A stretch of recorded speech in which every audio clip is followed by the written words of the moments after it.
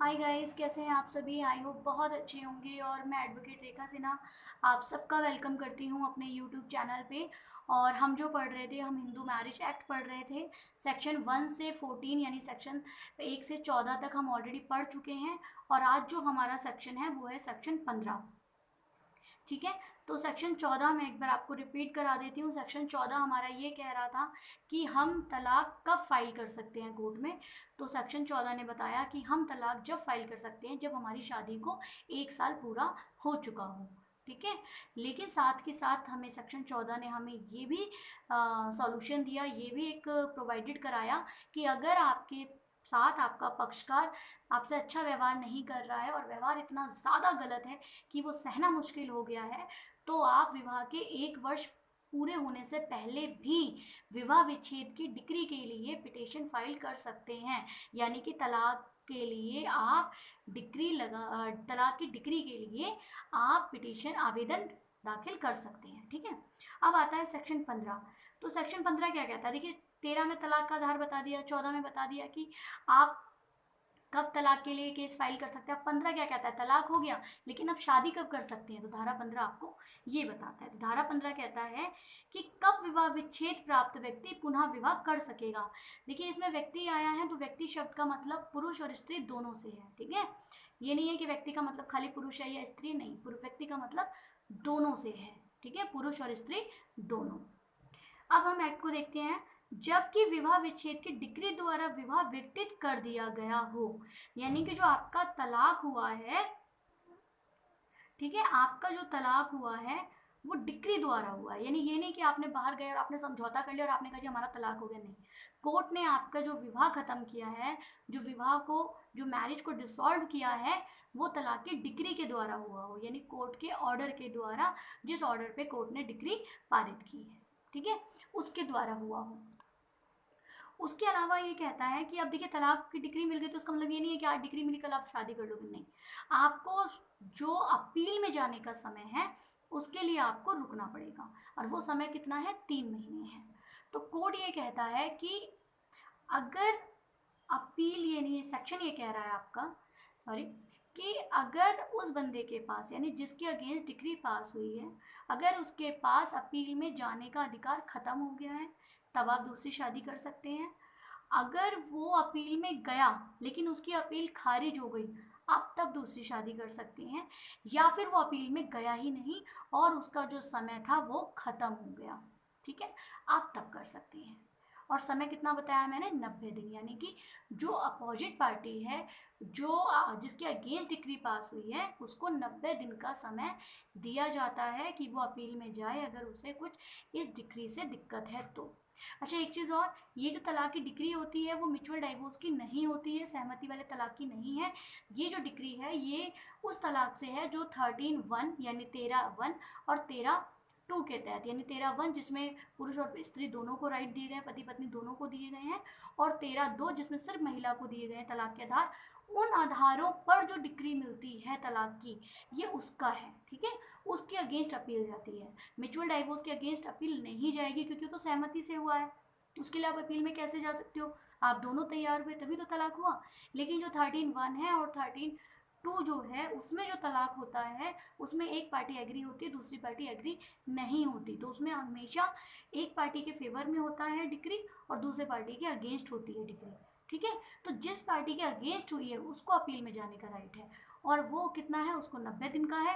अगर उस 90 दिन में वो नहीं गया तो दूसरा विवाह कर सकते हैं। अगर उसकी अपील खारिज कर दी गई तो दूसरा विवाह कर सकते हैं।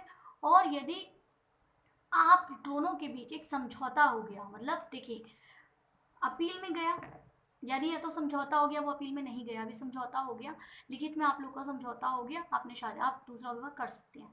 लेकिन मान लीजिए जिसके अगेंस्ट डिक्री हुई वो चला गया अपील में।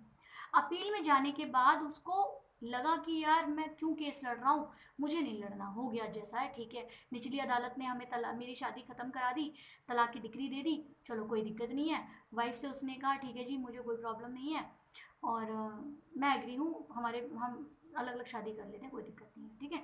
तो अब क्या है, उसने डिक्री के लिए जो जो अपील में गया था, उस डिक्री के अगेंस्ट जो अपील में गया था, उस डिक्री को खारिज करने के लिए जो उसने आवेदन फाइल किया था, अपील लगाई थी कोर्ट में, अर्जी दी थी, अब उसका क्या? ठीक है, अगर वो पेंडिंग है, देखिए अगर वो पेंडिंग है और पति पत्नी के बीच बाहर समझौता तो हो गया, लेकिन उसने वहां जाकर नहीं बताया कोर्ट में और वो शादी कर लेते हैं, उसने जाके नहीं बताया और वो शादी कर लेते हैं, तो वो जो शादी है वो शून्य हो जाएगी, क्योंकि अभी जो अपील में जो डिक्री है, अपील में जिस डिक्री के खारिज करने के लिए जो एप्लीकेशन लगाई गई है वो पेंडिंग है, तो इसमें पक्षों को पुनः विवाह करने का राइट नहीं है। ठीक है, अगर दोनों का समझौता हुआ और उसमें से जो जो पार्टी अगेंस्ट गई थी, जो अगेंस्ट में गई थी, उसने क्या करा, अपील लगाई और अपील को वापस लेने की एप्लीकेशन मूव कर दी। उसने कहा जी ठीक है, मैंने डिक्री को खारिज करने के लिए जो अपील आवेदन फाइल किया है, अपील लगाई है, उसको मैं वापस ले रहा हूँ। ठीक है, लेकिन वो जो आवेदन है, जो अपील की जो अर्जी है, वो अभी पेंडिंग है कोर्ट में। ठीक है, अपील की अर्जी, अपील को वापस लेने की जो अर्जी है वो पेंडिंग है कोर्ट में, तो ये माना जाएगा कि वो अर्जी स्वीकार की गई है। किस तारीख से? जिस तारीख को उसने वो अर्जी लगाई। तो पति पत्नी को राइट हो जाएगा पुनः विवाह करने का। ठीक है, लेकिन अगर पेंडिंग है तो वो विवाह नहीं कर सकता। ठीक है, क्या पेंडिंग है?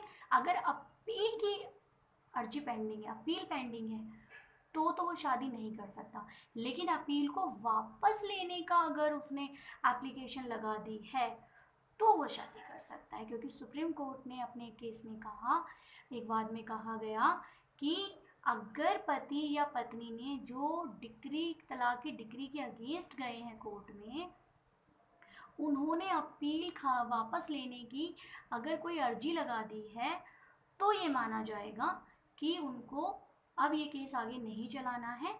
और जिस दिन उसने वो एप्लीकेशन मूव करी कोर्ट में, यानी वो एप्लीकेशन लगाई अपील को वापस लेने के लिए, उस दिन से ये माना जाएगा कि दोनों को राइट हो गया पुनः विवाह करने का, रीमैरिज करने का। ठीक है, आई होप आपको सेक्शन 15 समझ में आ गया होगा। ठीक है, अब आते हैं हम सेक्शन 16 पे। ठीक है, सेक्शन 16 आपका कहता है शून्य और शून्य करने विवाहों से अपत्यों का धर्मजता, यानी कि वाइड और वाइडेबल मैरिज से जो बच्चे होते हैं उनकी धर्मजता होती है या नहीं होती है। ठीक है, तो देखिए मैं चाहती हूँ कि हम लोग जो सेक्शन 16 है वो हम लोग नेक्स्ट वीडियो में पढ़ लेंगे। मैंने अभी आपको फिलहाल सेक्शन 16 का आपको हेडिंग बता दिया है कि वाइड और वाइडेबल मैरिज से जो बच्चे होते हैं, क्या वो धर्मजता होती है या अधर्मजता होती है, यानी कि उन बच्चों की लेजिटिमेसी मानी जाएगी या नहीं मानी जाएगी। ठीक है, तो इसको हम पढ़ेंगे नेक्स्ट वीडियो में। आई होप आपको सेक्शन 15 क्लियर हो गया हो, और इस वीडियो को ज़्यादा लंबा ना करते हुए मैं अपनी वीडियो यहीं पे क्लोज करती हूँ, और आपको 15 बहुत अच्छे से समझ में आ गया होगा। आई होप, ये मैं उम्मीद करती हूँ कि शायद आपको सेक्शन 15 समझ में आ गया होगा। और अगर आपको मेरा वीडियो अच्छा लगा तो प्लीज़ लाइक और सब्सक्राइब कर लें अगर पसंद आता है तो, और अगर नहीं लगा, आपको लगा कि ठीक ठीक है, सो है, तो प्लीज़ व्यू ज़रूर कर लीजिएगा। तो good bye and thank you.